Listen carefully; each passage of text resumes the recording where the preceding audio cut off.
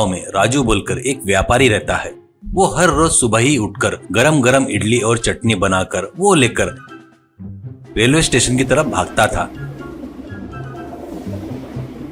Train रुकते ही रामू इडली की टोकरी पकड़कर ट्रेन में चढ़ता है। अरे इडली ले लो भाई, इडली, गर्मा गर्म इडली करके चिल्लाते हुए इडली बेचते रहता था। ट्रेन में एक बुजुर्ग, रामू मुझे एक प्लेट इडली तो दे दे, तेरी इडली नहीं खाया तो मैं ऑफिस में काम नहीं कर सकता। और एक औरत, रामू भैया मुझे आज 2 प्लेट एक्स्ट्रा चाहिए। एक लड़का, रामू अंकल मुझे एक्स्ट्रा चटनी दो ना। ऐसे सभी लोग रामू के पास से इडली खरीदते हैं।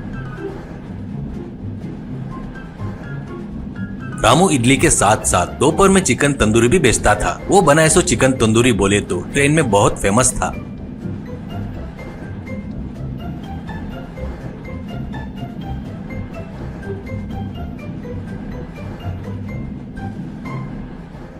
रामू कर रहे व्यापार को राजू बोलकर एक आदमी बिल्कुल पसंद नहीं करता था, क्योंकि राजू ट्रेन में कैटरिंग में काम कर रहा था। सभी लोग रामू के पास से खाना खरीदने से राजू के बिजनेस को बहुत नुकसान होता था। राजू अपने मन में, अरे रामू और कब तक रहेगा तू, मैं देखता हूँ तेरे को, तू ऐसे ट्रेन में कितने दिन तक बेचेगा करके सोचकर राजू स्टेशन अधिकारी से मिलता है। सर आप ही उस राजू का कुछ कीजिए, क्योंकि ट्रेन में लोग रामू के अलावा अपने ट्रेन कैटरिंग से कुछ भी नहीं खरीद रहे हैं। ऐसा कहता है तो स्टेशन अधिकारी, हाँ क्या ऐसा क्या है उसके खाने में, कहता है तो राजू, पता नहीं सर वो क्या मिला रहा है, क्या किस पर भरोसा नहीं कर सकते ना सर, बाकी सर आपकी मर्जी। ऐसा रामू के बारे में उल्टा सीधा बताता है। अगले दिन रामू अपनी टोकरी पकड़कर ट्रेन में चढ़ता है तो स्टेशन अधिकारी रोकता है। रामू आपसे तो ट्रेन में तेरी इडली चिकन तंदूरी नहीं बेच सकता, ईमानदारी से यहाँ से चले जा करके बोलता है। रामू, सर मैंने क्या गलती किया सर, मुझे ऐसे क्यों भगा रहे हो, मैं बहुत अच्छे से सफाई से बनाता हूँ सर, लगे तो आप खाकर देखिए करके स्टेशन अधिकारी से गुजारिश करता है। पर राजू की बातें स्टेशन अधिकारी के दिमाग में पक्का बैठ जाने से रामू की बातें नहीं सुनता।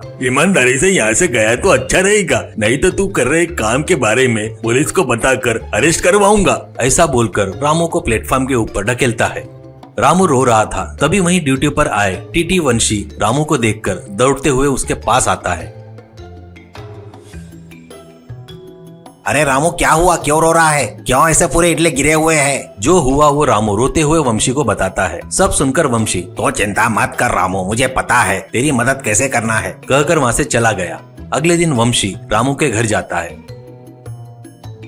रामू को बुलाता है। रामू मेरे साथ आ, तेरे को एक काम दिलवाता हूँ, कहते हुए रामू को रेलवे स्टेशन में ले जाता है। वहाँ पर एक पुरानी बोगी को दिखाता है। रामू यहाँ से तू अपनी जिंदगी शुरू कर ले, इस ट्रेन के बोगी को मैंने अधिकारियों से बात करके तुझे दिलवाया है, तू इसमें खाना बनाकर तू और तेरी पत्नी दोनों जन अच्छे से जियो। ऐसा बोलकर वहाँ से चला गया।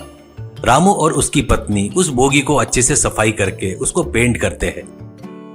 अच्छे से फूलों का तोरण बांधकर खाना बनाना शुरू करते हैं। इतने दिनों से ट्रेन में फेमस हुआ रामू का खाना अब उस रेलवे स्टेशन में फेमस हो जाता है।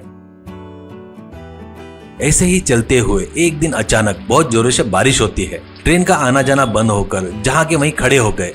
पैसेंजर को किधर जाना पता नहीं रहने से सोच में पड़ जाते हैं। तो तब रामू, अरे आप लोग सभी वहाँ पर खड़े क्यों हो, आओ आओ करके बहुत प्यार से वहाँ पर खड़े पैसेंजर को सभी को अपने बोगी में चढ़ाता है। उसमें स्टेशन अधिकारी और राजू भी थे।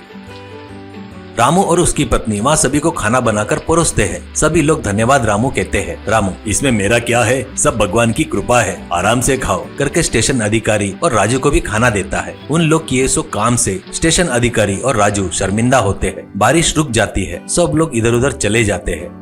स्टेशन अधिकारी रामू से, रामू मुझे माफ कर दो। राजू भी, रामू मुझे माफ कर दो, ऐसा कहता है। रामू, अरे अरे कुछ नहीं, आप लोग के उस काम की वजह से मुझे यहाँ पर एक घर मिला, मैं यहाँ से अपने खाने को बेच रहा हूँ, आपने मेरे साथ अच्छा ही किया, कृपया करके यहाँ से खुश होकर जाइए, कहते उन सबको भेजता है।